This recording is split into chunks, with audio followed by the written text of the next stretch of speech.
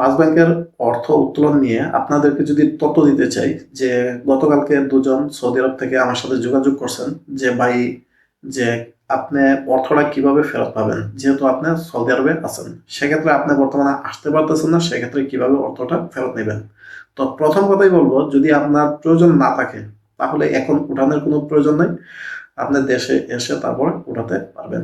আর যদি আপনার প্রয়োজন হয়, যদি আপনার কাছে চেকবুক থাকে, সেইখানে আপনি যে কাজটা করবেন সেটা হলো, আপনার যদি স্বাক্ষর থাকে তাহলে আপনার ফ্যামিলির কাউকে সেখানে পাঠাতে পারেন, অর্থাৎ ব্রাঞ্চে পাঠাতে পারেন। সেক্ষেত্রে যেটা হবে, আপনার যে ব্রাঞ্চের যে আপনার চেকবুকটা সেটা আপনি দেখবেন, দেখার পরে যদি তাদের আপনার সাথে সাইন মিলে যায় তাহলে কেবলমাত্র অর্থ প্রদান করবে। তাছাড়াও আপনার আরো একটা জিনিস লাগবে, সেটা হলো আপনার ID card, national ID card, সেটা লাগবে। এই দুটোটা দিয়ে যদি পাঠাতে পারেন তাহলে 50-50 চান্স আছে আপনার অর্থ পাওয়ার।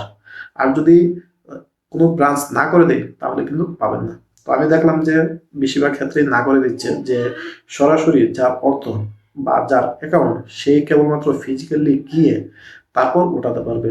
আর যদি ফিজিক্যালি না যায় তাহলে উঠাতে পারবে না, এমনটাই কিন্তু বলা হয়েছে। তো যারা উঠাতে চাচ্ছেন, যারা প্রবাসে আছেন, তারা আপনারা সবুর করেন।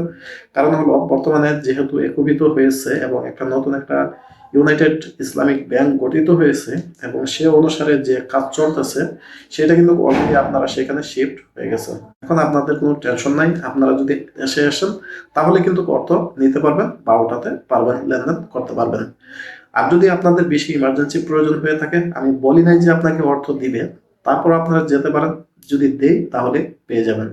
তো দুইটা, একটা হলো স্টেটমেন্ট লাগবে, এনআইডি লাগবে এবং চেকবুকে সাইন থাকতে হবে। এগুলো দিয়ে আপনারা ট্রাই করতে পারেন, যদি সম্ভব হয় তাহলে কিছুটা পাইতে পারেন, আর না পাওয়ার সম্ভাবনাই বেশি। কারণ বর্তমানে দেখতেছেন যে যারা দেশে আছে তারাই কিন্তু অর্থ পাচ্ছে না, আর আপনার তো ভাই প্রবাসে। তো এই বিষয়টা আপনাদের সাথে আজকে শেয়ার করা উচিত ছিল।